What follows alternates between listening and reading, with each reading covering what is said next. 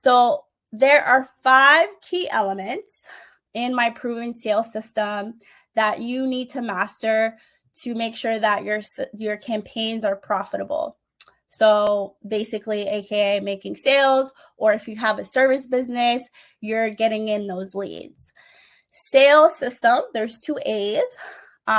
So the first step is selling, and don't worry, I'm going to break down each step a little bit further. So 1, we have selling, which is crafting a clear and compelling offer. So that's the first step, right, in your ad strategy when you're thinking about, okay, I want to get more customers. I want to boost my sales, make more money. Where do I start? So let's start by creating and crafting a clear and compelling offer.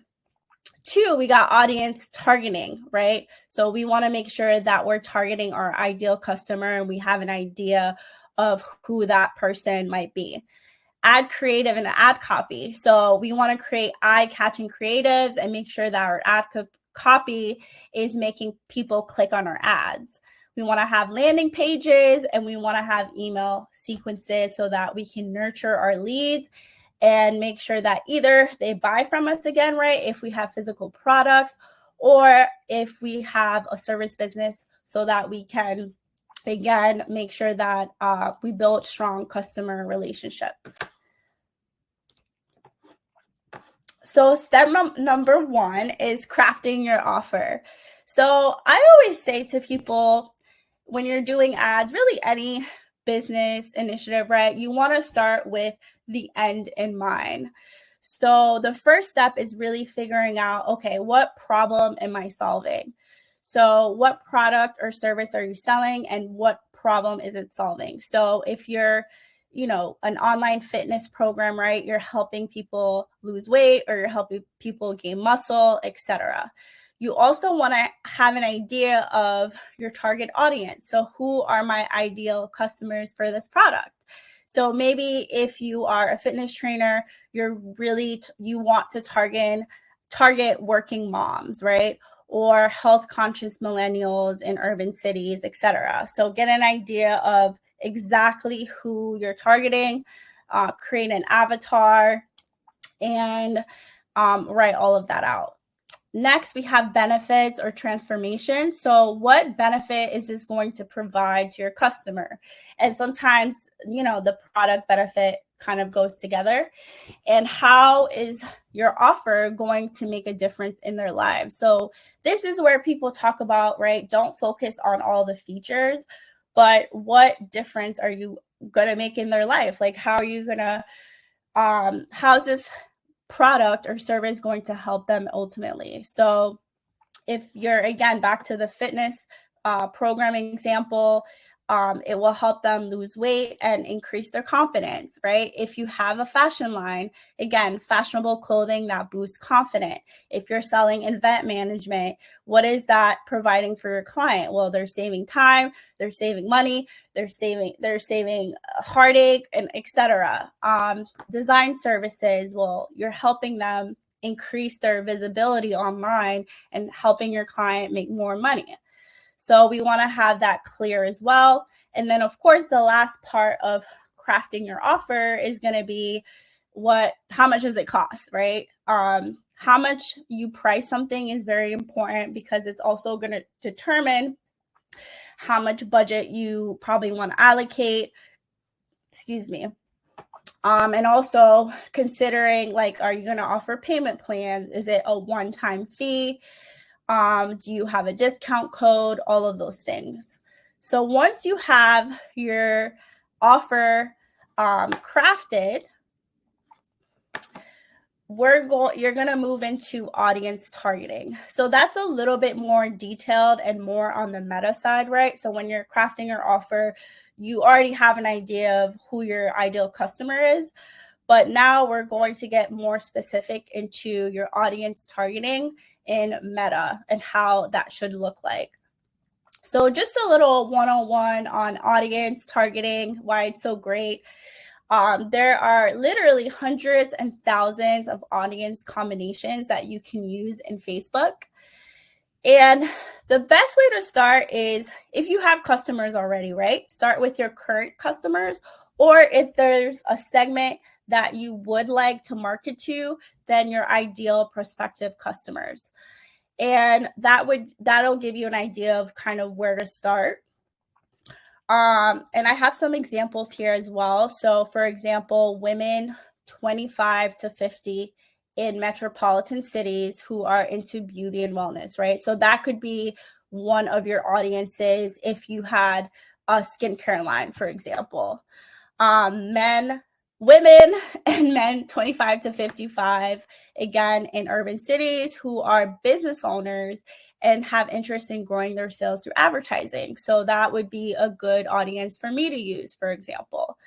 Women and men 30 plus in New York City, interested in event management business. So if you have a service business and it's local, then you can segment it to like that specific demographic. Now I'm going to pause for a second because this is like something that I see a lot of people get wrong. The smaller your audience pool, right, the more expensive your ad costs are going to be. So although you can get very, very specific and granular in your audience targeting, and you'll see that in a minute when we do the demo, you actually don't want to go too narrow because your costs are just going to skyrocket. So I like to say, as a rule of thumb, it's not always 100%, but start with 500, and that's still like a little bit low for me, to 2 million people in your audience pool. And I know that sounds like a lot, but trust me, it's a good size. Start with that in terms of your audience, and that gives Facebook the ability to really figure out who the right people are to show your ads to. If it's too small, it's just one, it's not going to spend a lot, or it's going to be very expensive, or both. So that's a little bit a pro tip for you.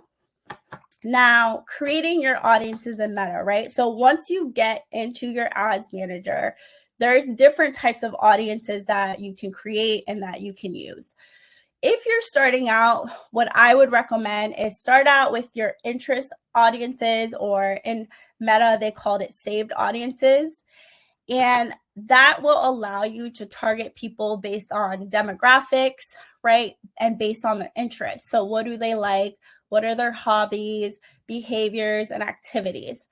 And that usually, they call it interest stacking. So you can, again, take your ideal customer avatar and look at, okay, usually if it's an entrepreneur, most likely they're going to like, first class flights. They're going to be into business influencers. They're going to like to read books, Get the drift. If you get the drift, let me know in the chat. So you want to start there. And then of course, don't forget to layer in demographic. So the demographic is going to be locations, right? So the location, my recommendation would be to start with where your customers are right now, where you're based, right? If you're based in Florida, if you're based in New York, and then add in cities, and then see how the audience size pool grows. And then based on that, you can remove or, adjust. Also, the age may be important. So that's just making sure if it's a very expensive product, right, that, maybe you'll target people that are a little bit over and have more discretionary income. Yes, got it. Thank you, Omar. And then these are additional demographic that you can target, like relationship status, education level, life events, blah, blah, blah, income levels. I would focus on location and age and gender when you're starting out. All right, so the other 3 types of audiences that you'll find in Meta are retargeting audiences, or custom audiences, like they call them. And those can be really, really, valuable, right? Once you have a bigger email list, for example, because you can retarget people on your email list. You can retarget people who have visited your website or added to cart. so you don't lose them, right? It takes an average of 7 to 12 times for someone to convert. And then you can also retarget people who visited your Facebook page or Instagram account. Now, why am I not recommending this right away? Well, because it takes time to build those audience pools, and most likely you're not going to have enough people in those audiences to begin. And what is that going to mean? High costs. And so let's start where we are, right? Let's start with the interest audiences and then build on that as we grow our campaigns, as we grow our budget. We also have lookalike audiences. And those I really like those as well. So a lookalike audience is someone that is based on, you can create a lookalike audience based on people who have purchased your products in the past, for example. And a lookalike is Facebook selecting people that have the same behaviors and interests of people who have purchased on your website already. But they're a cold audience, meaning you haven't been in front of them yet. And so that can be a great way to, again, get in front of your ideal customer using a lookalike audience. And then lastly, we do have a new feature. It's not super new, but new-ish, called broad audiences or Advantage Plus AI audiences. And that's where you let Facebook decide who to show your ads to based on your campaign objective. Now, this one works well if you're spending, in my experience and the campaigns I've run, if you're spending about $5,000 to $10,000 or more, right, in ad spend per month. It doesn't really work well with smaller budgets. So again, that's why I would say if your budget is under $5,000, I would stick with these other audiences and start with interest audiences first, then lookalike, then retargeting. All right, so now that we have our offer, we have our audiences, now we're moving on to our ad creative and ad copy. So the ad creative is what is actually like in the box, right? So it's the graphic or the video that you're going to use for your ads. I would argue that your ad creative is one of the most important elements of your ad strategy, if not the most important, but definitely top of the list, okay? Nailing this will definitely help you attract the right customers and increase your sales. So you want to use very engaging images and videos. As you can see, the background of Facebook is white. So using like bold colors can really help your ads pop.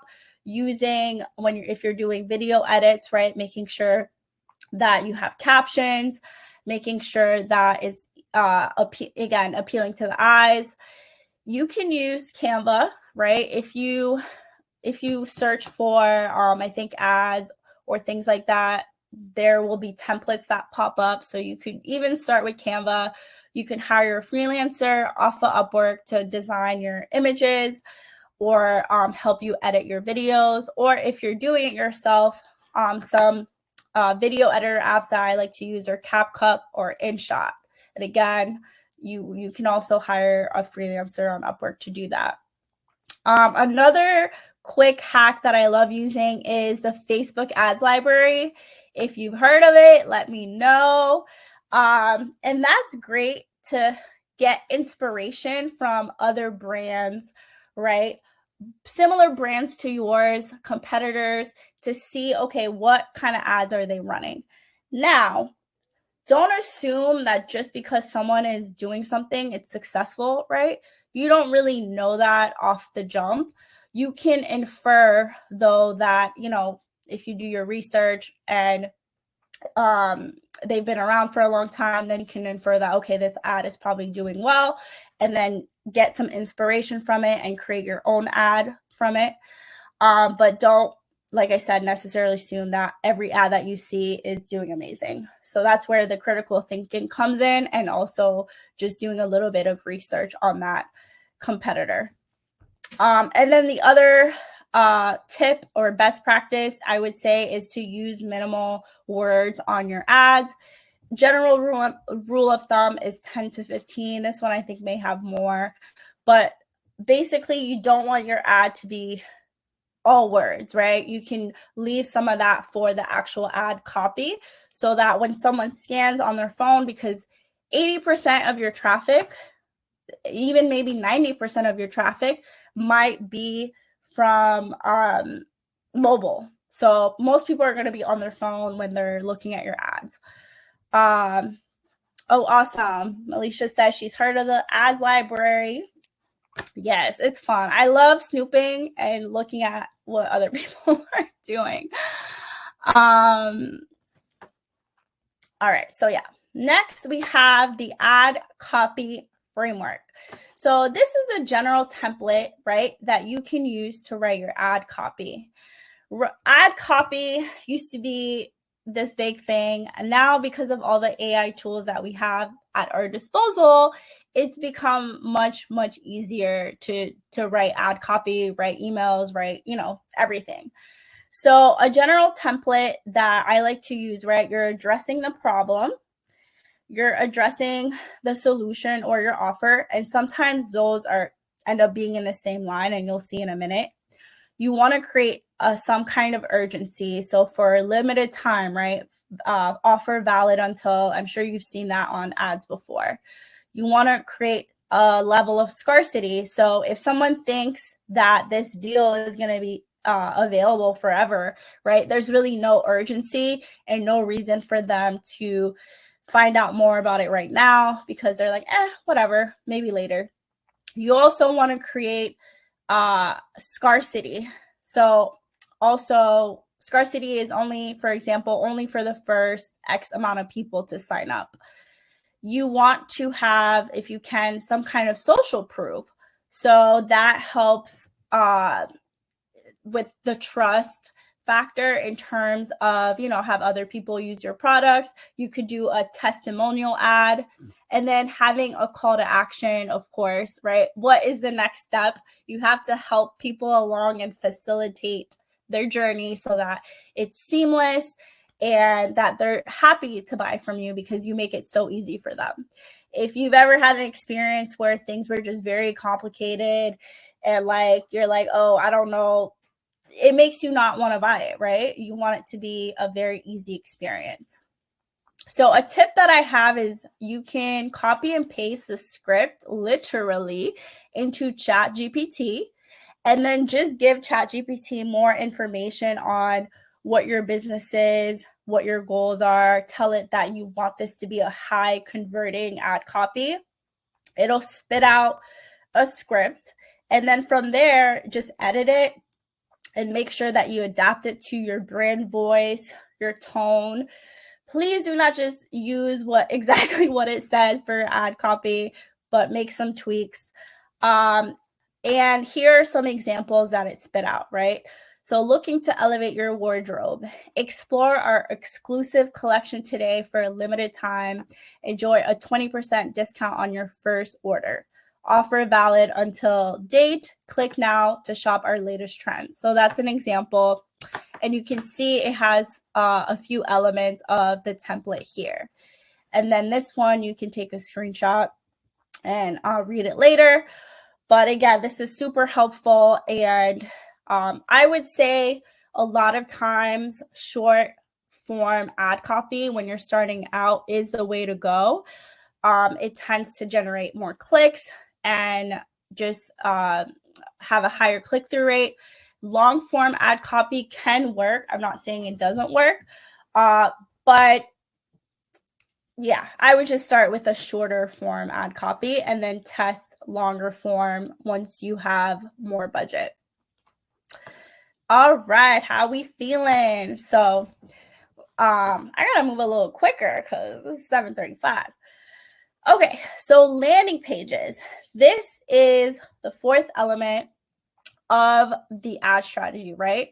So once you have your ad creative, you have your ad copy, the next step is okay, where am I sending these people to? What's my landing page, aka sales page, aka product page? It just depends on your type of business.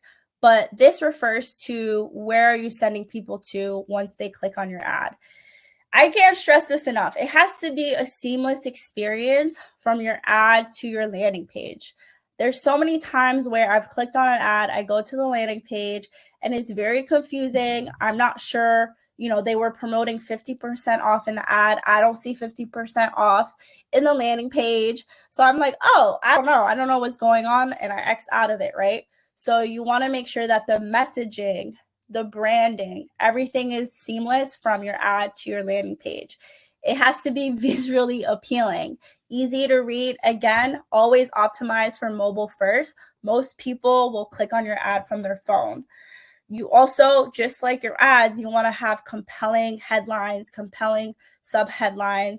So all the ad copy on your landing page, make it persuasive.